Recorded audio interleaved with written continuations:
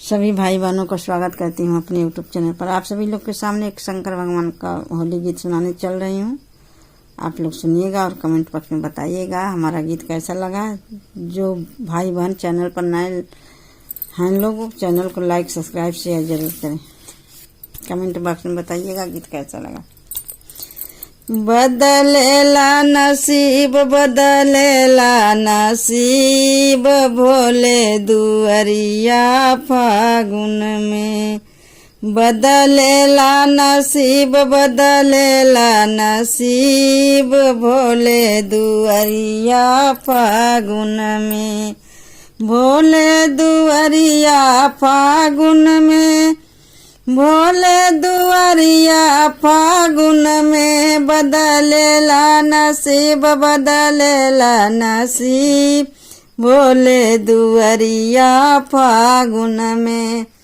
बदलेला नसीब बदलेला नसीब भोले दुआरिया फागुन में।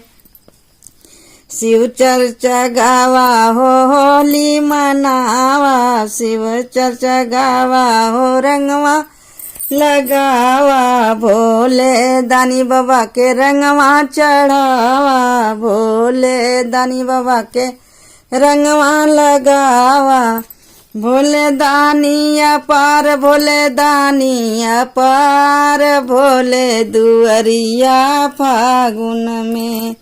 बटे महिमाया पार बटे महिमाया पार भोले दुअरिया फागुन में।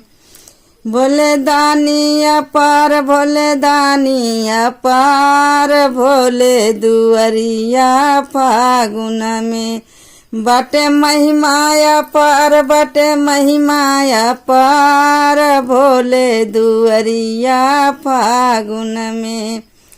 बटे महिमाया पार बटे महिमाया पार भोले दुअरिया फागुन में।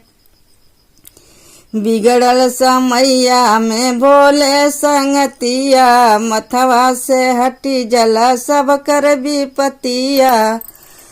बिगड़ल समैया में भोले संगतिया, मथवा से हटी जला सबके विपतिया।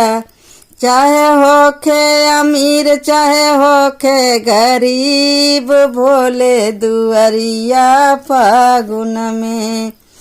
चाहे होखे अमीर चाहे होखे गरीब भोले दुअरिया फागुन में।